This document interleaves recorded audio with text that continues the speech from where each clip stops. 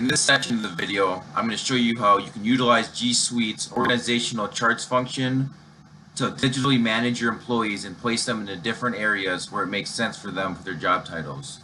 So start here on the G Suite dashboard. You're going to want to come up to the drop box, grab that. We're going to come down to admin. Now here, from your admin console, we're going to be focusing on organizational units. So we're going to click that. As you can see here, my company has a few different areas. We've already made organizational charts. You can set yours up to make sense for your company. For example, we have marketing. If you want to add a new one, you just hit create new organizational unit, name it, give it a description, and hit create. So with our marketing, in charge of all our promotion and social media, I'm going to show you how you can limit and restrict different employees in your company to only be able to use certain apps that make sense that they would need for their job. So for example, if we pull down the Google admin drop-down box, come down to apps, we're going to click on additional Google services. From here, so this is for everyone. If you come down here, you can kind of click on who has access to what. It'll tell you who's restricted. This is for everyone in the organizational unit. We have Blogger on for some. If you want to view those details, pulls up here. It shows you who has access there, or you can come down here. You click on IT. Blogger is, I've turned it off. Blogger is a social media site. It wouldn't make sense for the IT people to have it. This way, you can have only the people who would need to use a social media access through the domain to be able to access it, just so you can keep accountability going, and so it's fine. So we come down here to marketing. I click on that. Look at that, Blogger's on. This way you can switch services on and off. All you need to do is click it. Come over here, you can turn it off for marketing if I want them to not have anymore. Turn it off. And this is a great way to restrict what employees can do what, and this way no one's stepping out of bounds, or you're keeping the work to where it kind of needs to be. All right, well, one of the main motivators for a business that wants to use G Suite is that it's very easy to share documents with other employees or your boss, etc., where you can upload files, photos, or whatever needs to be shared with each other. And it's extremely easy to regulate who can access what files and things like that. And another great part about it is that everything is all in one sign-in. All of these apps right over here to the side are all under one login. So it's extremely, extremely easy. Another great benefit of G Suite is that it comes with lots of storage on the cloud. So it's extremely useful to have everybody's information with a lot of storage, and it's not limited to a physical hard drive like most computers. And to go along with that, it's great because rather than emailing each individual document to people who you need, it's very easy to just post them in things like groups, or even just into documents or sheets, and etc. Another awesome thing about G Suite is that you can choose your own domain name, where you can give it to customers. They can go to your website, and also you can choose multiple email aliases that lead to the same place on G Suite, so you can easily access like things like customer service, or if customers have questions about your whatever business you're running. And also it's very customizable. You're able to put in your own logos, customize websites the way you want to, and add photos that you want to. And another great point and reason that a business may want to use G Suite is that they have 24/7 support, and you can save so much money compared to if you had to hire an IT person or pay a salary of somebody to manage your website or create a website. It's just all in one here, and it's extremely easy and affordable for small, medium, and large businesses to use.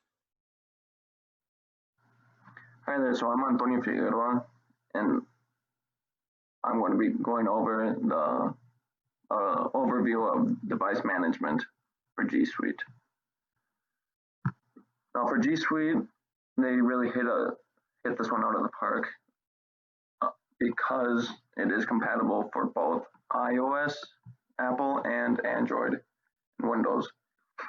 So it does not matter what device you have. It doesn't matter if you have an Apple phone or an Android. G Suite is compatible with both. As you can see here, we just have to go to Apple App Management.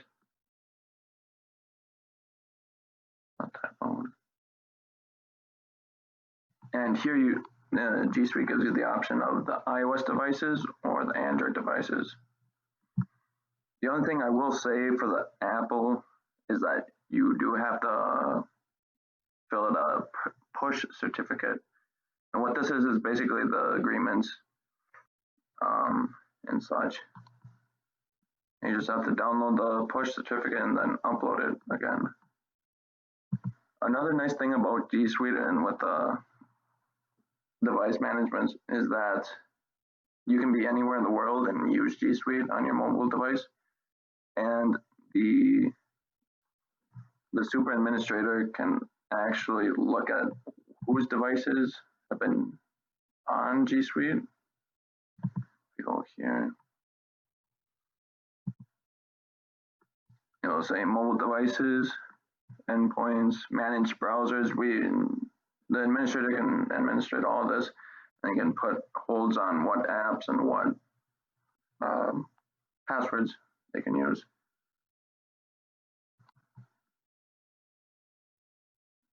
And this is kind of an advantage for the administrator that owns the G Suite account, just so he can have a firm grasp and a good knowledge of what his or her employees are doing with the G Suite. Hi, I would like to explain the cost structure of G Suite and the advantages it can bring to your company. As you can see, G Suite offers 3 editions. Basic, which is $6 a month per user, Business, which is $12 a month per user, and an Enterprise level edition. The main 2 we will be focusing on is Basic and Business.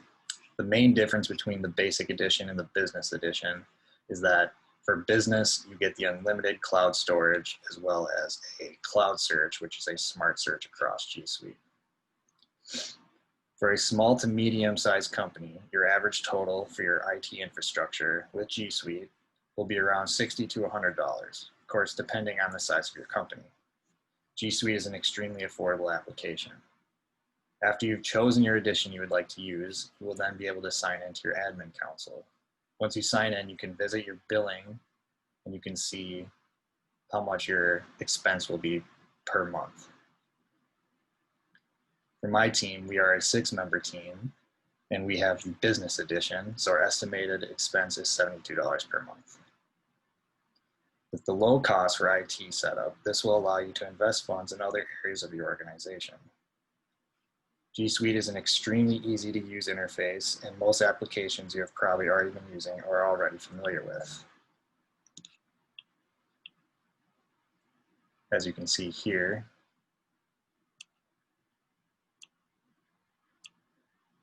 these are the applications. This will save you time and money when it comes to training employees. As a small business owner, you don't want to worry about having to set up servers and other IT-related programs. G Suite will eliminate all those worries for a low cost and low setup time, allowing you to focus on what you do best, running the business. Another great feature that G Suite offers is the security and privacy feature. This allows you to have the ability to modify and customize your own security features, as well as them protecting it on their own. They detect any issues or anything that's suspicious as far as activities. They do a great job of being transparent on what their goals are and what they're committing to through their security. If you have any questions about this, you can go through, you can click to learn more and go to their privacy tab. Again, very transparent, they're open, they know that security comes first in companies and that your functionality solely relies on the security of your documents and everything that you're working on internally. So beyond what they do, again, you're able to customize everything. You can go through security rules, and there are going to be some preset rules in here. You can modify them. You can add whatever you want to. Just as an example here, you can go to the government-backed attacks. This is one of the preset ones. You can edit the rule. If this is a very important thing for you to make sure that if people are coming in and trying to compromise your stuff, you're going to be alerted right away. You can change the conditions and actions to be sure. You can set who you want to get emails and be notified of this, and how severe it is to your company. If this is a very crucial thing, obviously set it as high if you're not so worried about it. Change it medium or low. For most companies, obviously compromise is a very big issue and a very big concern.